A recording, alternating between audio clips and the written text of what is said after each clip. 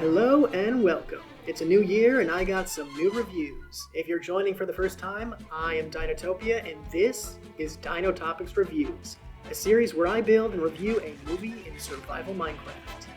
Today I have quite a few reviews for you as I am going to be taking a look at the 28 Days Later franchise. Please feel free to hop around and review in the timestamps below, or you can stick along for the journey as I put myself in danger by going to an ancient city. That's actually why I'm collecting so much wool. Now, why do I need to go there? Well, I want to build the Bone Temple from the newest movies, and one of the places to get skulls is there. I can also get some candles and amethyst shards. The ancient city I'm going to is actually directly under the world's moon, which is why I know about it. As always, if you like this content and you don't want to lose me in the algorithm, make sure to like and subscribe. You can also leave a comment with any movie, new or old, you would like me to review. I just gotta hit my bed in case I die. Okay.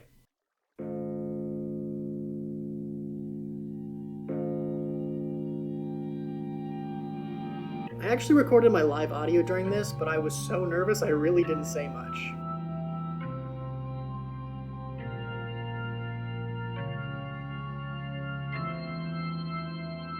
Just gotta keep... Why am I whispering?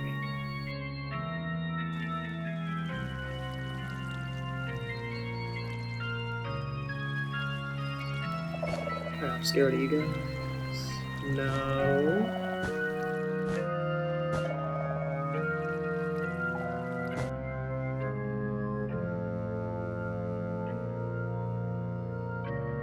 I wish I could see better. Okay, alright, we're all good.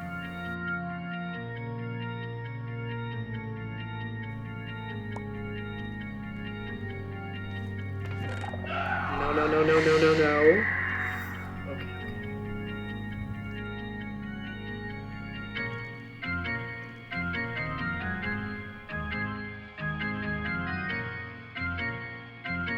Okay, dumb squid. I gotta keep dying.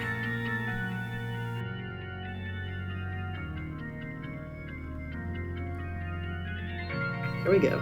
Come here.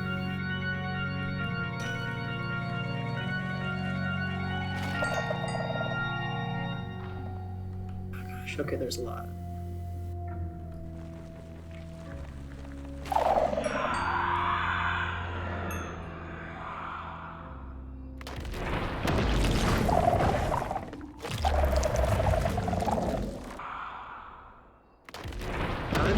Time to go, go, no. Alright, a dangerous getaway, but we made it out with 4 skulls and a bunch of candles. Let me gather some materials for the build, and I'll talk about the first movie. 28 Days Later is the first film in the franchise and directed by Danny Boyle. It follows Cillian Murphy as Jim as he wakes up at a hospital to discover the world he once knew has been overrun by a rage zombie virus. He must now find other survivors and head to a military rescue zone before being torn apart. But is the military really there to save them? This movie has a great atmosphere. The opening shot of Cillian walking through the empty streets with London's iconography looming in the back is so eerie. It also shows the crew's dedication, as they filmed right at dawn around 4 a.m. to make sure the streets were empty. The cinematography also complements this unsettling atmosphere. The movie was mostly shot on a Canon XL1 and has terrible resolution due to that. Despite that, it helps to bring a more gritty look that makes every scene feel more uncomfortable and grounded. Having seen this film before, I was still caught off guard by the zombies unnervingly glaring up at Cillian in the church. The movie does a great job balancing character beats with the more tense zombie action scenes. As we are introduced to more characters, we see the reasons they have chosen to survive and how they come together to help each other. Brendan Gleeson was a happy surprise, and he brings some light-hearted energy once introduced. However, I found some of his daughter's lines to be delivered kind of flat. Once reaching the military base, the Major, played by Christopher Eccleston, assures their safety. The audience might even think the movie is ending soon, as the military offers safety in the conclusion. However, the horror of what the military plans on doing to the 2 women Jim is traveling with sets up the last act. It's an easy trope in horror to show the humans acting more like monsters than the zombies, and this movie may be an early example of this. Having Jim's rage mirror the rage virus of the zombies as he takes out the men was satisfyingly edited. I know the movie has two endings, and I choose to believe the one where Killian survives to be the better, just because I want to see him again in a future film. 28 Days Later is a great example of quality over quantity, as the insanely small budget is stretched to create one of the most iconic zombie films of the 21st century. I am happy to put this in Emerald tier. I'm over in this birch forest now because I found the perfect farm to build with the Bone Temple. If I just go into my cheetah cam here and look down, you can see a skelly spawner. This is actually located in a cave I frequent for resources. So, let's get building this farm and talk about the next movie. 28 Weeks Later is the big-budget American action sequel directed by Juan Carlos Fresnadillo. Apologies if I pronounced that wrong. With the rage virus seemingly eradicated in Britain, Don, played by Robert Crowley, will reunite with his children under U.S. military control as they attempt to rebuild. Unbeknownst to them, a secret carrier of the virus will start a new outbreak, forcing the kids to flee before being ripped apart or blown up by the U.S. military. I have to admit, I watched this movie 6 months ago and I did not want to rewatch it to make this video. But from my memory, it was not as bad as people say. Some of the action set pieces looked cool, the camera looked glossy and clean compared to the more unique, gritty realism of the original. I even enjoyed some of the characters. I liked Jeremy Renner's Sergeant Doyle, who was struggling with betraying his Marines to save these kids from the military before they get executed. However, much of the film felt rather generic. Everything was just bigger than the original. Bigger explosions, bigger action set pieces, more zombies. They even had a similar car starting sequence just like the first movie, but with fire. And, if I have to be honest, after right now, 6 months later, this movie is kind of forgettable. It's not the worst thing I've seen, but it is a noticeable downgrade from the first. I'm gonna have to put this in copper tier.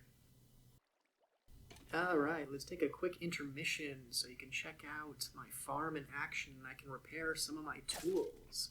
I hope you're enjoying the video so far. For similar content like this, you can always check out my playlist to see what else I've got going on. And yeah, let's get back to the reviews. 28 Years Later is once again directed by Danny Boyle and came out over 20 years after the first. Spoilers ahead if you have not seen it. It follows Spike, played by Alfie Williams, as he ventures from his home island with his dad for the first time to learn how to survive against the infected. After escaping the new Alpha infected and learning a doctor has survived on the mainland, he will run away from his home with his sick mother to seek out a cure for her illness. Alright, hot take.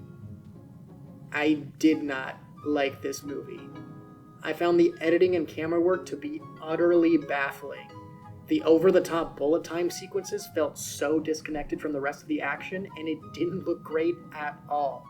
So who uses bullet time in 2025? Speaking of not looking great, the whole film has this odd glossy look, most likely caused by shooting the entire film on iPhones. The first movie used its low-quality cameras to add a sense of realism in every shot, but here it just looks distractingly hazy. The first 30 minutes were the best part, as we experience what this community does to survive and the horrifying evolution the infected have gone through. I could have gone for another 40 minutes of Aaron Taylor Johnson and his son attempting to get back home after being cut off by a horde. The second half is really where this movie lost me. I found it very hard to suspend my disbelief as this 12-year-old kid and his sick mom were able to survive in this world when he had only been out once before and nearly died with his dad. I also wanted more information on this infected giving birth to an uninfected child. Also, why did his mom just go towards the screaming sound? The scene didn't really make a lot of sense and left me more confused than intrigued. Who knows, maybe it'll be explained in the next one. Once being saved by the doctor, played by Ralph Fiennes, I found the Memento Mori speech far too cheesy. I didn't resonate with his mom choosing to die, as it made the entire journey they went on seem pointless. I also couldn't help but laugh when he hands Spike his dead mom's skull. This has been my second time seeing the film, and on the second watch, I did appreciate the quieter moments shared between Spike and his mom on the journey. It may seem like I'm being a little harsh, but I believe that the way a film ends is what sticks with you, and this ending is a mess. Throughout the film, we see graffiti and carvings with the name Jimmy. This character seems to be looming over this entire film and seems to have a bigger role in the next film. In the last 5 minutes, we get to meet him as he leads a Power Rangers tracksuit wearing gymnastics team. I cannot express how dumb this was. If I wasn't making this video, I would most likely have skipped the newest movie because of how bad this movie resonated with me. But please let me know what you thought of this movie in the comments below. For me, I really have to give this a cold tier. Hey, you made it, you're still here. Terraforming is done. Let me get the replay mod going one last time for the final build, and we can talk about the newest release in this franchise. I just got back from seeing 28 Days Later, The Bone Temple, and wow. I'll stay away from spoilers because I know it just came out. This also may be a little bit less scripted than my other videos, my other reviews, because I'm so fresh out of the theater, these are just all my thoughts all at once. So, unlike 28 Years Later, The Bone Temple is now directed by Nia DaCosta and follows Ray Fiennes as Dr. Kelson as he forms a strange bond with an infected as he attempts to create a cure. Alfie Williams' Spike is also integral to the story as he is forcibly recruited into the tracksuit Satanist cult.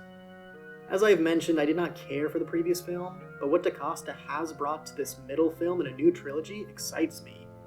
Ray Fiennes really steals the show in this.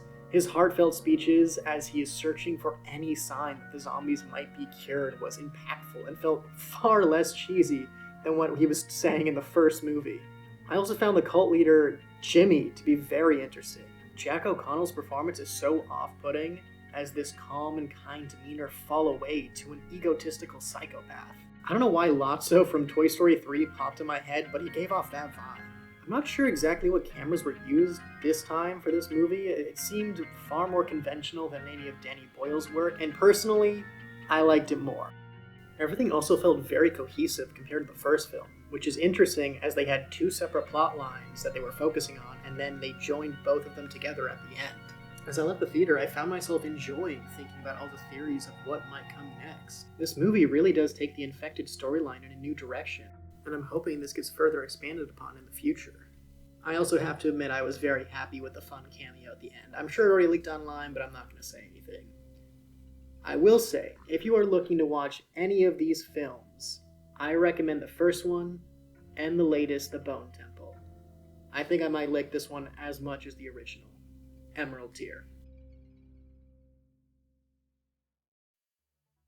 Alright, yeah, let's take a closer look. I took some creative liberties, and after watching the new movie, I honestly want to add some lanterns for nighttime. The skeleton farm is fully functional, and I think the build turned out pretty good. Obviously, if you have any suggestions on how to make the build even better, please let me know. I obviously want to add some more skulls, but getting those is quite difficult, but I'm sure eventually I will do it. Now it's the end of the episode, so if you made it this far, thank you so much for watching. My name is Dinotopia, and this is Dino Topics Reviews. Make sure to subscribe, and I hope to see you soon. Let's cut.